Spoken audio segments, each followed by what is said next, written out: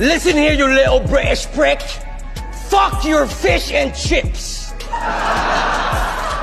Over here in the Philippines, we got fish and chips. Now, what you know about that motherfucking Delis crisps?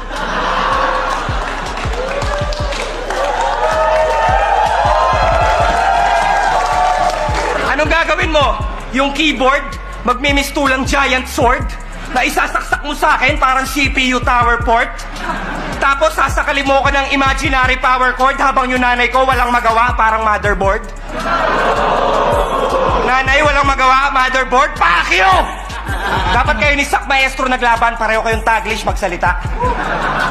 Kung yung ilong niya dumudugo lang sa kaliwa, sa'yo naman yung sa kabila. Flip music, ingat kayo dito. Baka kidnapin si Muriel. Ito pa naman yung tipo ng manyak na wala ng kiss, puro tel. Oy, tandaan mo, hindi kita kalibel. Kaliga mo si Tukel. Ang taas ng tingin sa sarili, parang kisame sa motel. O, taas ng tingin, sarili, kisame sa motel. Malamang di mo yun na-gets kasi nga virgin ka. Pinaka first time mo makipag-sex, tang ina, next year pa.